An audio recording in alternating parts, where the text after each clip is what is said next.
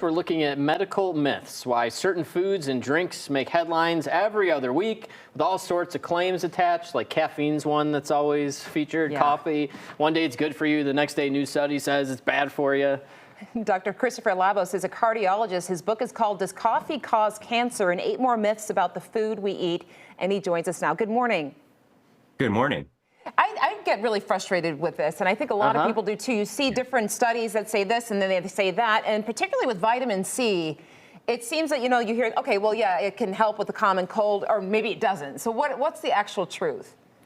So the actual truth is no. I mean, listen, if vitamin C actually worked, we would prescribe it to patients. It's sold over the counter because of the way a lot of these vitamins and supplements are regulated, but they don't actually work. And when you start digging into the history, you realize, the history of all the research, you realize that the only reason that people are able to sort of claim that it works is because they're able to slice up the data in a very, very specific way to present it in the most favorable light. Because if you want to claim that vitamin C works to help treat the common cold, it really only works in this very select subgroup of patients, which is Canadian soldiers on military maneuvers, skiers, and ultramarathon runners. Wow.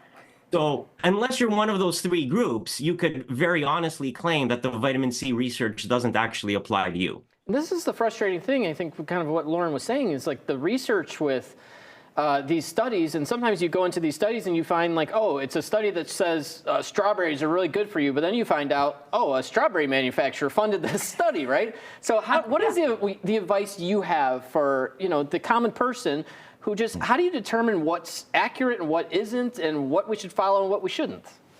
Yeah, I almost feel like people need to start rewatching the X-Files and say, like, trust no one. Yeah. That might be taking things a bit too far. But the reality is that here's the thing. I mean, the unfortunate truth is that most research is not definitive. It's very preliminary.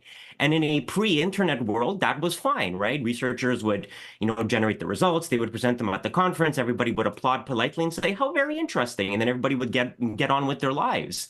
The problem now with the internet and social media is that even these very preliminary studies can explode. There was a study at the American Heart Association meeting a couple of weeks back about how intermittent fasting would, double your risk of death. And so I had to actually write out an explainer for the local paper here explaining like, well, no, that's actually not true, because when you look at the study in a more definitive way, it turns out that it's not.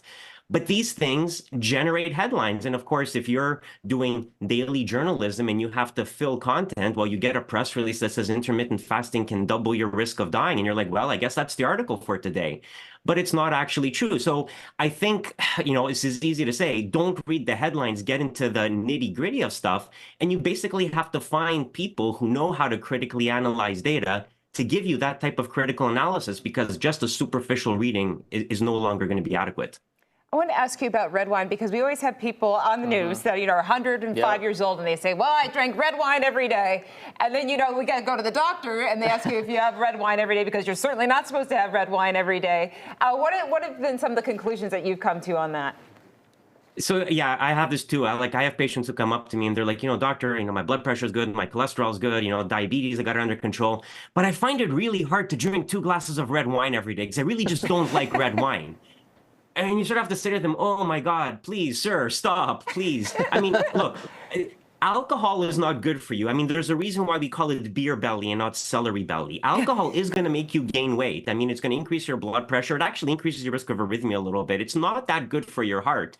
The reason why it seems beneficial in certain studies is a very interesting mathematical phenomenon, which is what I get into in the book.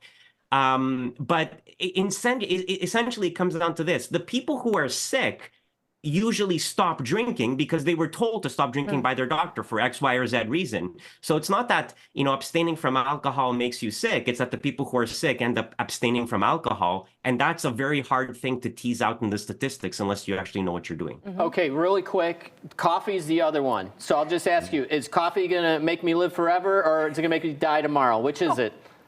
Well, you have to read the book to find out. But honestly, it's gonna have no coffee is benign. You can drink them as coffee you want. The danger with coffee is all the stuff that we put into it, the sugar, the flavorings, the whipped cream, and all that, because there's a lot of calories in that stuff, and we just tend not to realize it. Excellent. And for more, follow Dr. Christopher Labos on social media. His podcast is The Body of Evidence. And of course, he's got the book out right now. So thank you so much for joining us. Thank you.